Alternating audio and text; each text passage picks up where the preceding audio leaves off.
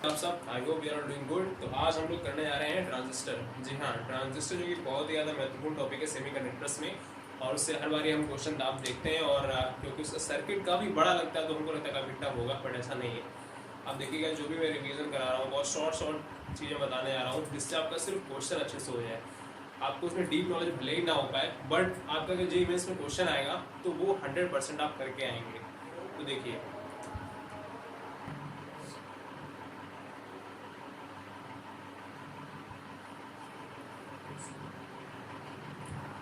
तो ये ट्रांजिस्टर क्या है। ट्रांजिस्टर हमारा किस टाइप का डिवाइस है? ये हमारा डिवाइस है 3 terminal 2 junction diode. 3 terminal 2 junction क्यों है? क्योंकि यहाँ पर या तो हमारा NPN होता है या तो हमारा PNP होता है। ठीक है, तो जो इसमें 2 टर्मिनल होते हैं, सॉरी 3 जो टर्मिनल होते हैं वो क्या होते हैं? एक उसमें हमारा होता है बेस, एक होता है हमारा एमिटर, और एक होता है हमारा कलेक्टर। ठीक है, अब इसके बारे में थोड़ी थोड़ी जानकारी होना जरूरी है, क्योंकि मेंस में कभी कभी शॉर्ट क्वेश्चन बना देगा आपके थ्योरी बेस्ड, तो उसमें यही सब चीज़ें शायद पूछ देगा। ठीक है, तो बेस के लिए क्या इंपॉर्टेंट है? बेस जो हमारा होता है वो लाइटली डोप्ड होता है, लाइटली डोप्ड। ठीक है, लाइटली डोप्ड होता है। एमिटर हैवीली डोप्ड होता है, और ये हमारा कुछ मॉडरेटली डोप होता है।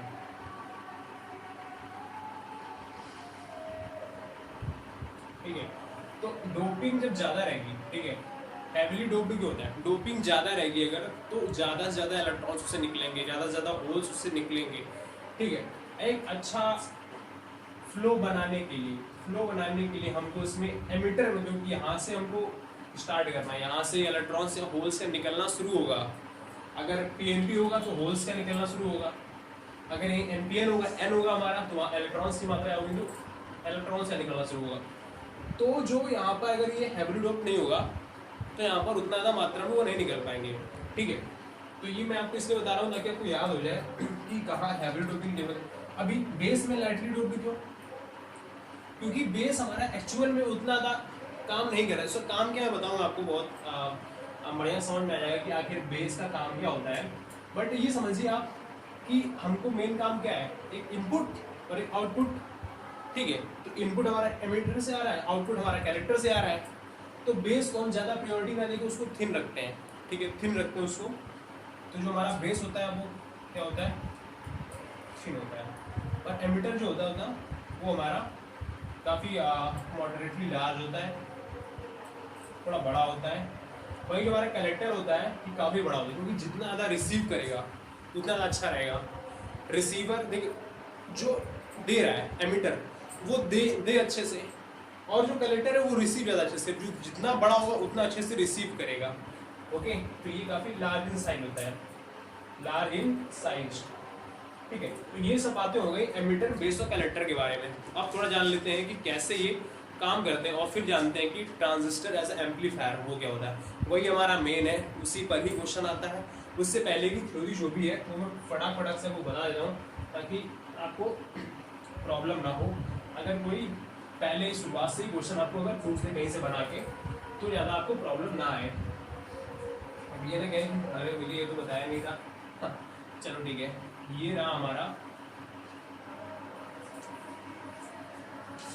अभी यहाँ पर हम लोग बना देते हैं ये। ठीक, और एक बात उससे पहले, ये सर्किट बनाने से पहले मैं आपको बता दूँ कि जो हमारा बेस एमिटर होता है, बेस एमिटर हमारा होता है फॉरवर्ड बायस्ड। ठीक है, वही हमारा जो कलेक्टर और बेस होता है वो क्या होता है हमारा? Reversed biased. ठीक है, तो ये बात आप ध्यान रखिएगा।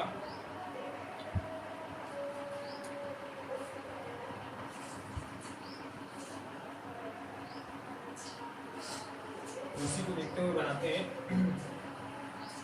ये रहा हमारा बेस, ये रहा हमारा कलेक्टर। तो देखिए, अगर हम NPN बनाए, क्या बनाए हम? NPN बनाए। NPN बनाने के लिए P क्या है? फॉरवर्ड बायसिंग में पी को किधर रखते हैं, पॉजिटिव या नेगेटिव, किधर रखते हैं? जी हाँ, बिल्कुल सही बताया आपने। पी को पॉजिटिव टर्मिनल के साथ जोड़ते हैं और एन को नेगेटिव टर्मिनल के साथ, ठीक है। एन वाला हमारा नेगेटिव जुड़ेगा और ये हमारा पॉजिटिव जुड़ेगा और ये कुछ ऐसा आएगा। वहीं इसको हमें रखना है रिवर्स बायस। ये हमारा क्या है, ये हमारा एमिटर है, ये हमारा बेस है, ये हमारा कलेक्टर है, ठीक है। अभी इसको रखना है हम लोग को रिवर्स बायस्ड। अगर इसको रिवर्स बायस रखना है तो पी के साथ क्या लगेगा आप, नेगेटिव, कुछ ऐसा आएगा, ऐसा आएगा कि नहीं। तो इसमें करंट कैसे कैसे फ्लो करेगी, करंट यहाँ से तो ऐसे जाएगी, ठीक है, और बाकी फिर कुछ यहाँ चली जाएगी और कुछ यहाँ चली जाएगी। तो हमारा यहाँ पर जो आई बी था इसमें किससे बटा, आई बी और आई सी में। यहाँ से इक्वेशन आती है I E is equals to I B plus I C, emitter current is equals to base current plus collector current, ठीक है। अगर यहाँ पीएनपी होता, पीएनपी होता, पीएनपी होता फिर क्या, ये पी निगेटिव नहीं, पॉजिटिव साथ जोड़ दो, ठीक है। ये एन निगेटिव नहीं, पॉजिटिव साथ जोड़ दो, इतना डिफरेंस आया था। करंट फिर ऐसे नहीं बह रही होती, करंट ऐसे जा रही होती और यहाँ से ऐसे जा रही होती और यहाँ से ऐसे जा रही होती, ठीक है। समझ आया ना भाई, पॉजिटिव टर्मिनल से निकलती करंट, अभी आपको पता है यहाँ नेगेटिव पे आनी ऐसे जाएगी, समझ आ रहा है। और एन से यहाँ पर जानी है, इधर से ऐसे आनी है, तो इसलिए यहाँ पर डायरेक्शन क्या होगा, इस तरह। समझ में आ रहा है सब, करंट कैसे देखना समझ में आया। अभी थोड़ा देखते हैं इसकी वर्किंग क्या है। अभी आपको इतना समझ में आया कि कैसे ये सर्किट बनाते हैं, कैसे पी को इसको पॉजिटिव और इसको फॉरवर्ड बायसिंग, इसको रिवर्स बायसिंग करते हैं। अभी इसकी थोड़ी सी वर्किंग देख लेते हैं अंदर की, कि कैसे होल्स और इलेक्ट्रॉन्स का मूवमेंट कैसे होता है और वो कैसे करंट में तब्दील होता है, फिर कैसे हमारा सब कुछ आगे वर्क करता है। जैसे हम पी एन जंक्शन फॉरवर्ड और रिवर्स बायस देखते हैं ना, उसी तरीके से हम ट्रांजिस्टर को देखेंगे। देखिए ये हमारा एनपीएन है मान लीजिए, ठीक है। अब ये हमारा एनपीएन है, अगर ये दोनों फॉरवर्ड बायसिंग में लगे होंगे, ये और ये फॉरवर्ड बायसिंग में लगे होंगे। फॉरवर्ड बायसिंग में क्या होता है कि इलेक्ट्रॉन्स होते हैं वो जंक्शन तरफ जाते हैं, होल्स होते हैं वो जंक्शन तरफ जाते हैं, और इसी के कारण क्या होता है, हमारा डेफिनेशन जो कम होती है। खैर वो तो पहले की बात है, अभी के लिए इतना इंपॉर्टेंट है कि इलेक्ट्रॉन्स हमारे किधर जा रहे हैं, जंक्शन तरफ जा रहे हैं, होल्स हमारे बी जंक्शन तरफ आ रहे हैं, इलेक्ट्रॉन्स इधर जाने की कोशिश करेंगे, ठीक है। और क्योंकि ये बहुत ज्यादा हैवीली डोप्ड है, ध्यान रखिएगा, ये हैवीली डोप्ड है, तो यहाँ इलेक्ट्रॉन्स की मात्रा बहुत ज्यादा होगी, तो ये ऐसे ऐसे यहाँ जाने की कोशिश कर रहे हैं। यहाँ पर होल्स हैं, तो कुछ होल्स यहाँ आने की कोशिश करेंगे और यहाँ पे मिल के कैप्लिसन लेयर बना लेंगे। खैर वो इतना इंपॉर्टेंट नहीं है, बट ये देखिए जैसे ही ये इलेक्ट्रॉन्स इस रीजन में आ जाएंगे, यहाँ पर बेस में आ जाएंगे, तो यहाँ पर ये क्या हो गया, माइनॉरिटी चार्ज कैरियर्स हो गए कि नहीं, minority charge carriers, charge carriers. अब देखिए माइनॉरिटी चार्ज कैरियर और majority charge carrier, I hope आप लोगों को क्लियर होगा। माइनॉरिटी चार्ज कैरियर एन में क्या होता है, होल्स होते हैं, माइनॉरिटी, ठीक है। पी में इलेक्ट्रॉन्स होते हैं, मेजॉरिटी एन में इलेक्ट्रॉन्स होते हैं और पी में होल्स होते हैं। तो जब भी यहाँ पर आ चुके हैं जब, ठीक है, अब जब भी पी में इलेक्ट्रॉन्स आ चुके तो यहाँ पर ही माइनॉरिटी चार्ज कैरियर्स हैं। और रिवर्स बायसिंग में मेजॉरिटी चार्ज कैरियर्स को हमारा कैसा है, रिवर्स बायस्ड है, रिवर्स बायस्ड, ठीक है। रिवर्स बायसिंग में मेजॉरिटी चार्ज कैरियर्स हमारे जंक्शन के उल्टा जाते हैं, उसी वजह से हमारा क्या होता है, डिप्लीशन लेयर बढ़ जाता है, ठीक है। अगर ये जंक्शन से दूर जा रहे थे तो मेजॉरिटी चार्ज जंक्शन दूर जाते, माइनॉरिटी चार्ज कैरियर जंक्शन की तरफ जाते हैं, ठीक है। तो यहाँ पर तो ये इलेक्ट्रॉन्स माइनॉरिटी है, तो ये इसकी तरफ चले गए और ये इसको क्रॉस कर गए, ठीक है, तो यही फंडा होता है कैसे यहाँ से निकले इलेक्ट्रॉन्स यहाँ तक पहुंचते हैं, ये आपको मैं बताने की कोशिश कर रहा था। ठीक है, तो ये तो वही थोड़ा उसके अंदर की वर्किंग कैसे होती है। अभी क्या है ना कि अगर ये पीएनपी हो तो कैसे करेंगे, खैर ज्यादा महत्वपूर्ण तो नहीं है, बट चलिए फिर भी मैं थोड़ा बहुत आइडिया दे देता हूँ आपको जल्दी जल्दी हम लोग, ताकि ट्रांजिस्टर एज एम्पलीफायर पे आ चुके हैं, वो बहुत ज़्यादा जरूरी है। ठीक है, वो बहुत ज़्यादा जरूरी है क्योंकि वहीं से क्वेश्चन आता है, पर मैं नहीं चाहता अगर यहाँ से क्वेश्चन आए तो आप छोड़ के आए। ये रहा हमारा पीएनपी। ठीक है, पी में क्या है, सेम थिंग इसे थोड़ा जल्दी बताऊंगा। ठीक है, सेम थिंग, यहाँ होल्स होंगे, मेजॉरिटी चार्ज कैरियर्स है, ये हमारा फॉरवर्ड बायसिंग में है, ये वाली चीज यहाँ पहुंच जाएगी क्योंकि फॉरवर्ड बायसिंग में होल्स और इलेक्ट्रॉन्स जंक्शन की तरफ आते हैं। ठीक है, अब ये यहाँ पहुंच जाएंगे, यहाँ पर ये माइनॉरिटी चार्ज कैरियर है, और ये रिवर्स बायसिंग में लगा हुआ है, तो ये जंक्शन कब जाएंगे और उसको क्रॉस करके फाइनली पी में चले जाएंगे। और इसी तरीके से हमारा इलेक्ट्रॉन्स का फ्लो होता है या होल्स का फ्लो होता है, और इसी तरीके से हमारा करंट का जन्म होता है। ठीक है, तो इस तरीके से पीएनपी और एनपीएन ट्रांजिस्टर में कैसे करंट फ्लो करती है, ये आपको फंडा समझ में आना चाहिए। अभी आते हैं ट्रांजिस्टर एज ए एम्पलीफायर। ठीक है,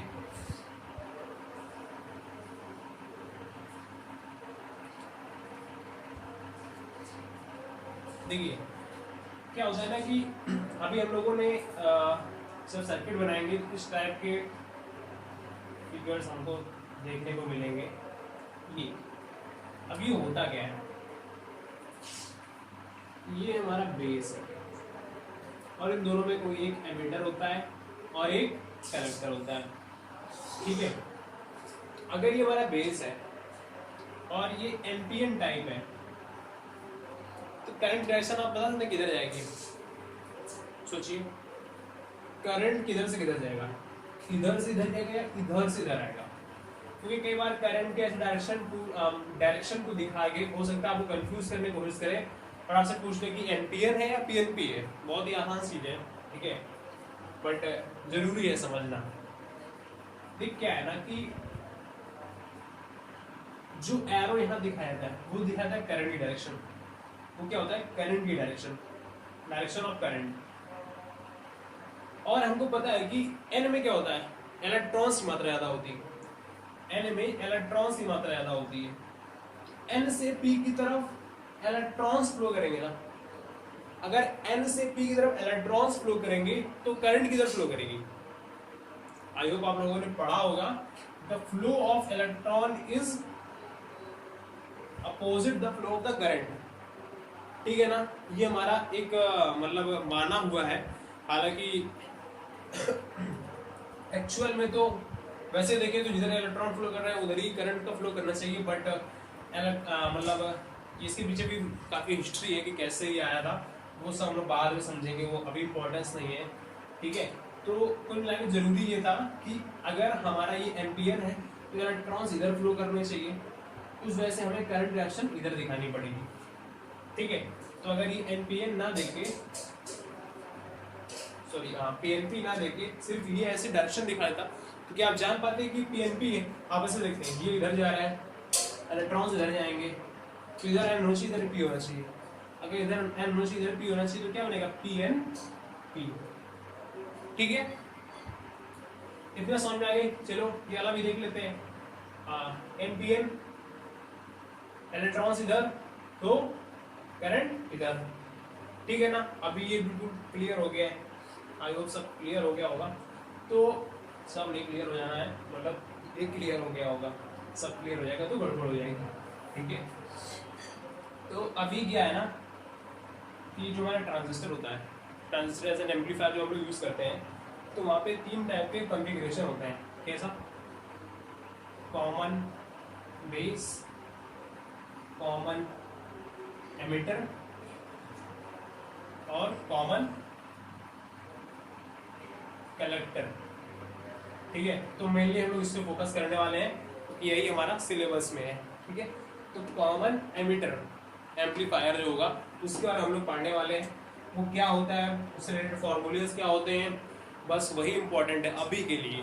प्लीज़ मैं कह रहा हूँ अभी के लिए, आप एग्जाम के प्रोस्पेक्टिव से अभी ये सब बहुत इंपॉर्टेंट है कि फॉर्मूलेज क्या है और उनको अप्लाई कैसे करना और क्वेश्चन को सॉल्व कैसे करना, मेन यही है। मैं आपको वही बताने जा रहा हूँ कि क्वेश्चंस को सॉल्व कैसे करना है। बेसिक अंडरस्टैंडिंग तो आपको हो ही गई होगी ट्रांजिस्टर के बारे में, अभी तक आपने जितना देखा। तो कॉमन एमिटर बनाना है हम लोग को। ठीक है, एमिटर को जाके आउट कर दो। यहाँ पे है हमारा एक रेजिस्टेंस होगा और एक होगी हमारी बैटरी। ठीक है, यहाँ पर होगा हमारा रेजिस्टेंस और एक होगी हमारी बैटरी। ठीक है,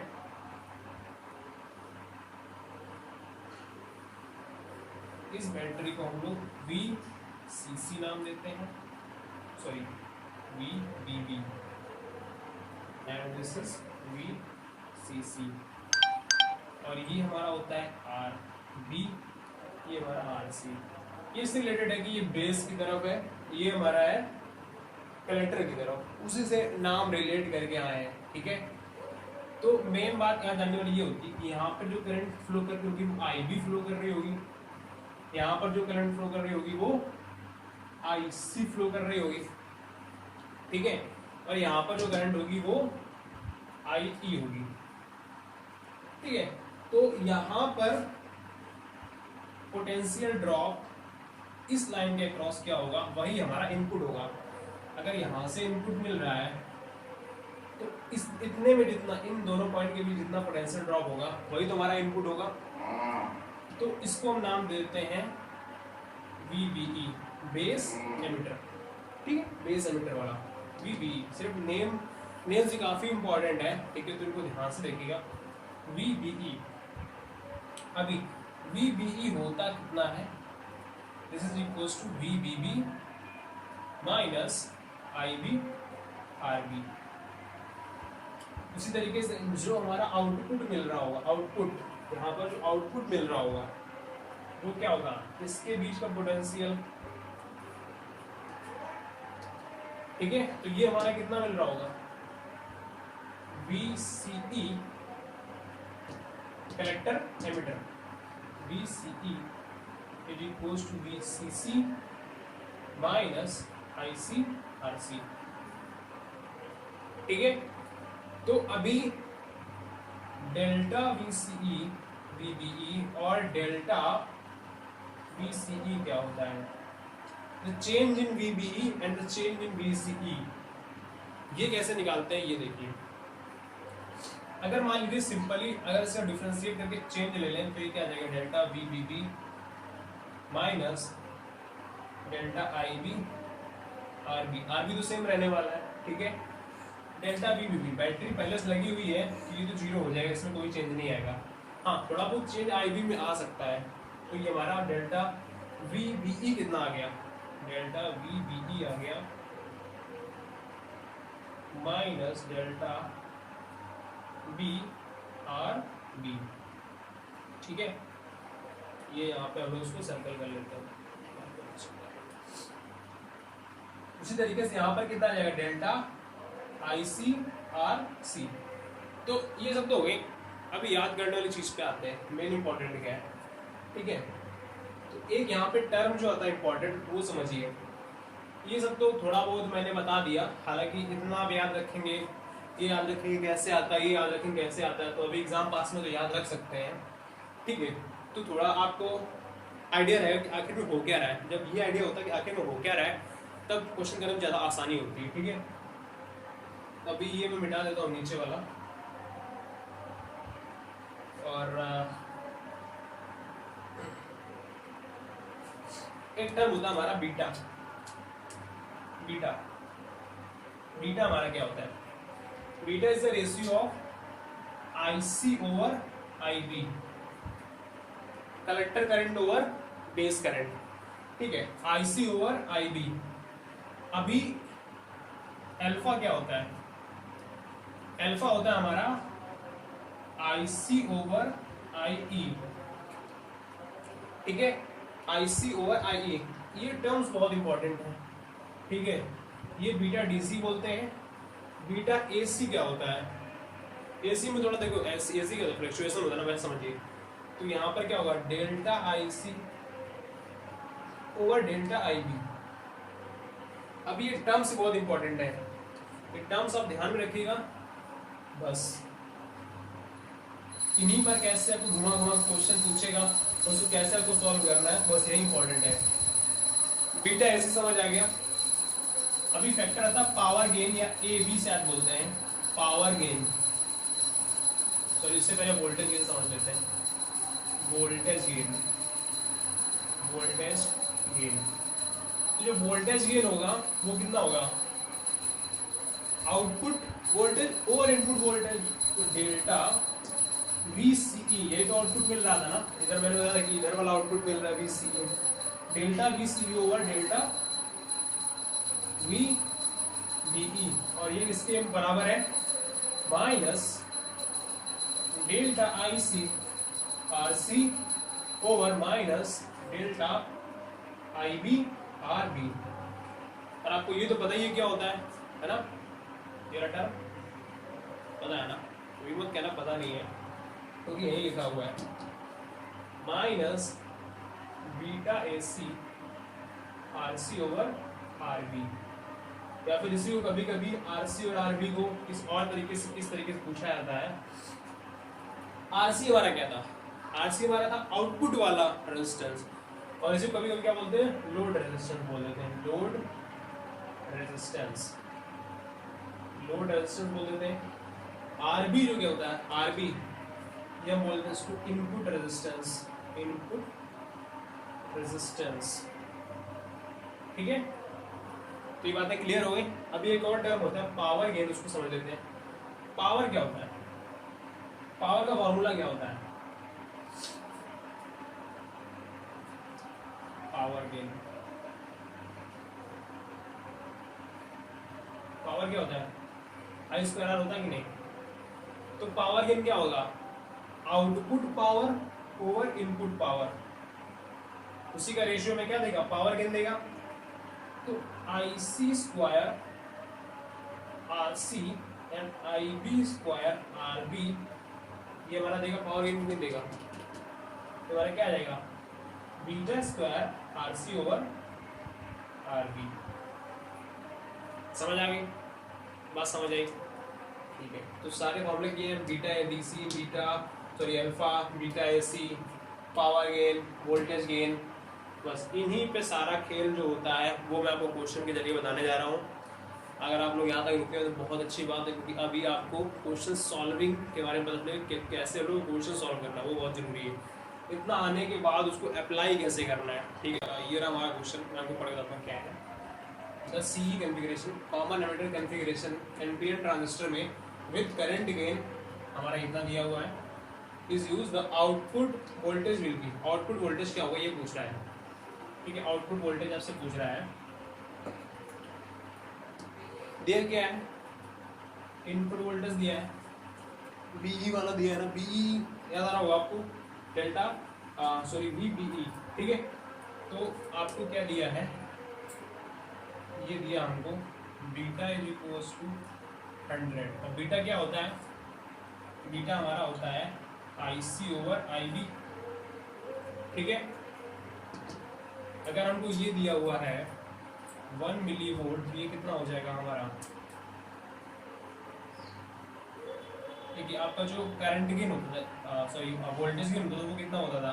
beta times RC over RB, ठीक है। तो बीटा हमको गिवन है 100, ठीक है, और RC 10 किलो ओम, और ये कितना है? 1 kilo ohm. Kilo ohm cancel, 1000 आ गया, 1000 आ गया। ये क्या होता था? V output over V input. अभी आउटपुट निकालना है, इनपुट कितना दिया हुआ है ऊपर लिख देते हैं। V आउटपुट कितना दिया हुआ है? 1000 इंटू वी इनपुट, और वी इनपुट कितना है 1000 इंटू 10⁻³ 1 वोल्ट आ गया कि नहीं आ गया? आसान था कि नहीं? सिर्फ उन्हीं टर्म्स पे था ना जो हम लोग को पता होते हैं टर्म्स, ठीक है। वो आपको ये पता होगा वोल्टेज गेन क्या होता है, ठीक है। वोल्टेज गेन के लिए पता, क्योंकि आइडिया कहाँ से लगता है, वी आउट निकालना है, वी इन दिया है, एक रिलेशन चाहिए वी आउट और वी इन में। अब वो रिलेशन ये होता है, इसमें हमको ये पता है, ये पता है, ये पता है, तो यहाँ तो कुछ निकालना ही नहीं था, तो सिंपली वैल्यू पुट करो, यहाँ पर पहुंचो और यहाँ से यहाँ पहुंच जाओ, ठीक है। IC और IB मैंने जरूरत पड़ेगी, लेकिन मुझे जरूरत है नहीं यहाँ पर, ठीक है। So let's see the second question. तो ये हमारा सेकंड क्वेश्चन क्या है, C configuration, R input 2 kilo ohm, load resistance 5 kilo ohm, beta 60, input voltage इतना, पावर गेन, ठीक है। पावर गेन का फॉर्मूला क्या होता है? अगर कभी फॉर्मूला ना याद आए तो पावर का डेफिनेशन याद कर लेना। पावर क्या होता है, I² R, और वहाँ से आउटपुट ओवर इनपुट कर लेना, वहाँ से भी आ जाएगा। खैर अभी याद होगा और अभी आपने पढ़ा है, ठीक है। तो पावर गेन हमारा आता था, पावर गेन ये हमारा होता था β² RC ओवर RB, और इसी को मैंने कहा था कि ये कभी कभी लोड रेजिस्टेंस और ये इनपुट रेजिस्टेंस भी बोलते हैं। तो बीटा हमारा कितना दिया हुआ है 60 के स्क्वायर, लोड रेजिस्टेंस 5 किलो ओम और 3, input resistance 2 kilo Om, 2 unit was 3, ये कैंसिल, 3600, 5/2 1800, 9000, ओके। आंसर कितना आ गया 9000। अगर आपको फॉर्मूलेज आते हैं यहाँ पर ट्रांजिस्टर एज एम्पलीफायर में, कोई भी क्वेश्चन आपसे जाना नहीं है, होके ही रहेगा। आई होप आप लोग को पसंद आया होगा, समझ आया होगा। नेक्स्ट लेक्चर में हम लाने वाले लॉजिक गेट्स के बारे में, तो जितना भी कुछ मैं अपनी तरफ से कर सकता हूँ कर रहा हूँ। आपसे बस इतना एक्सपेक्ट करता हूँ कि आप लोग प्लीज़ सब्सक्राइब कर दीजिएगा, और पसंद आया हो तो लाइक कर दीजिएगा। Thank you.